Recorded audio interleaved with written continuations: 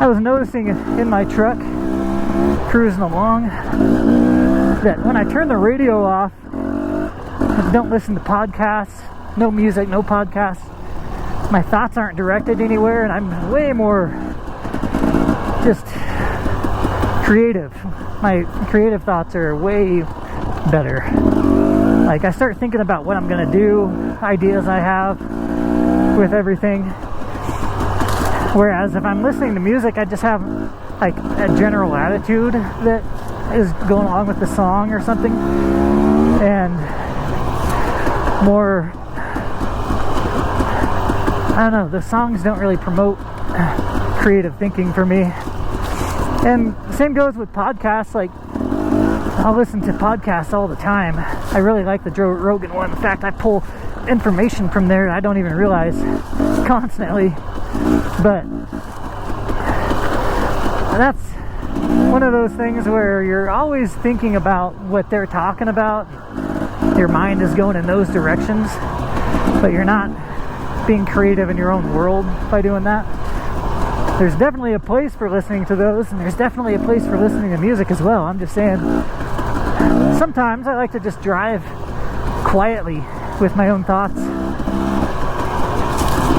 It really helps me keep on track, helps me remember things. I start remembering, like, oh yeah, I've got to do this, I got to get that edit done when I get home, or I should do this for the next edit, or video ideas. And you know, it's just a constant stream of like just quality thought when you're by yourself. You don't have anything dictating your path of thought that you are going on. I know that this has probably been talked about a million times, but I don't think I've ever talked about it, and I don't think I'm getting this from any other source other than my own brain, just because it's something that I specifically went through with just driving along, and then I realized, wow, I'm having a lot of like really solid, like I'm gonna get a lot more productive things done because I was just driving without music, or just because I wasn't listening to a podcast. During that drive, I had a lot of cool ideas, and I was way more motivated at the end of the drive. Whereas, for some reason, when I'm listening to other stuff, it just kind of pulls the motivation towards something else. Alright, my rear tire is pretty close to 0 PSI again. I can hear it back there. That's a good indicator that your tire is really low, so that you can hear it go. I only have one CO2 canister left. I need to start just carrying a pump, tiny hand pump. But that CO2 canister is not getting put in that tire until I have to hit the road, because I don't want to do high speeds with a 0 PSI. Just for my tire's sake. I think it can handle this stuff better. And the inner high pressure tube is still intact, hopefully. And that should be protecting my rim. So, that's the thought anyway.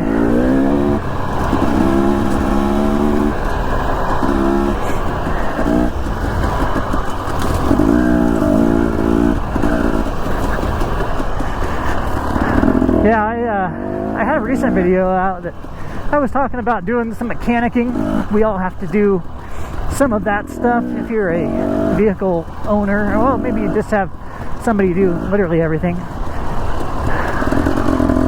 But regardless, a lot of people do have to do that stuff. I've been doing a lot of it, especially since I got a classic truck, 1964 Chevrolet. The thing is incredible as far as how original it is and how good a shape it's in.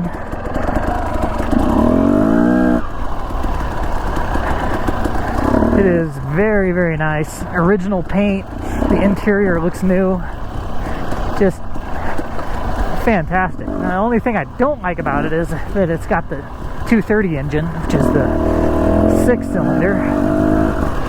A little bit lame in the horsepower department, a little bit lame, but that's okay. I can drop a 350 straight into it if I ever need to. Same goes with the 283. Although if I were to drop something into that thing, I might as well go all out and I'd do a 350. They're cheaper also because they're so common, so just drop a 350 right in there, accept the terrible gas mileage and go with it.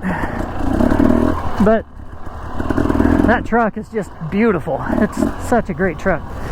That's the one that I've always wanted, so I decided to get it since my F-150 was having all kinds of issues anyways. I figured I would go with the analog, steel, mechanical, like hardly anything electrical on there. Just very easy to work on. But so the guys I got it from did a little bit of work to it. Some of it was pretty good. They actually put new points in it, which I kind of feel bad that I pulled those out. I put electronic ignition in it, but I was really glad. I mean, everything they said they would do to the truck before they gave it to me, they actually did it. I mean, they cleaned out the tank. I've been very pleased with my truck. That said, there was a lot of stuff done really wonky. Like the rubber collar that goes on the gas tank was pushed on too far, and therefore the outside of it sat too close to the body of the pickup, and you couldn't thread the gas cap on. Somebody thought they would remedy that by cutting rubber off of the outside, which I thought was crazy, not to just find out what was causing that, but regardless. I put a new exhaust on there, electronic ignition. I put new rubber brake lines on it. I put a passenger side mirror on there. Adjusted the carburetor a little bit.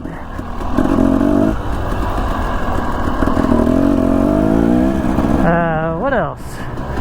Replaced, I made a gasket for the sending unit on the gas tank so it didn't smell like gas anymore.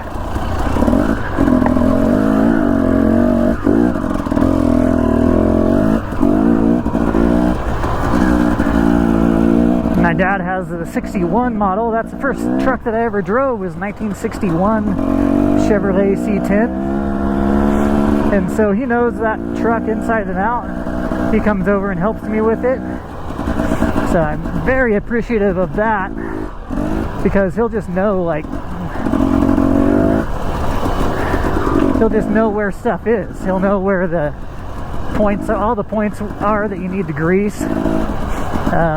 There's a lot of kind of secrets to the truck that you need to know, and it's nice to have somebody who can figure all that out, or knows it already, so that it speeds up the process of being able to own it and do the proper maintenance on it.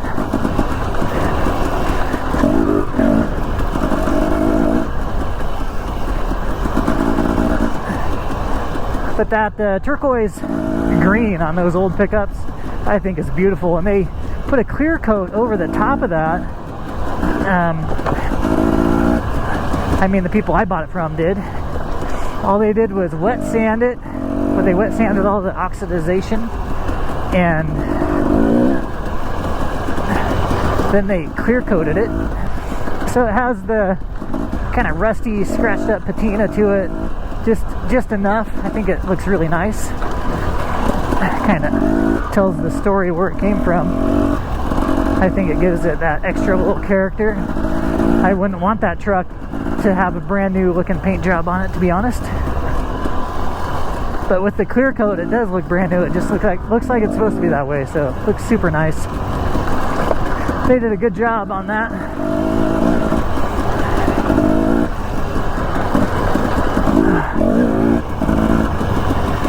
But yeah, when you're driving that old truck, it just it's a different feeling than like I said, the waiting room vehicles. You just feel like you're in a waiting room in the modern vehicles. You have cruise control, air conditioning, really quiet, no road noise, no engine noise. The road just goes by you. It doesn't feel like you're traveling. It just feels like you're in a room. And you're separated from the danger for that reason as well. So you don't perceive there to be much danger around you when actually there is. I think that actually causes problems. But with the 64 Chevy that I've got, man, you feel every bit of engine rev. You feel it slide into gear. That 4-speed transmission has a long throw on it. Reverse is in a weird spot. You have to match the transmission speed with the engine speed if you're coming into a corner. Just a unique experience. Came right back to me. I'm like, oh, I like this. I really like driving stick shift, especially an old stick shift. They don't make them like that anymore. Okay, I'm nearing the trailhead here. I really hope I'm going the right way. I think this is nearing the trailhead.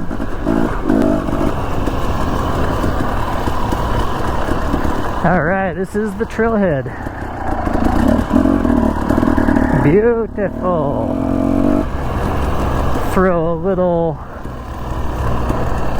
I'll throw a little bit more air in the tire and see how far I can get.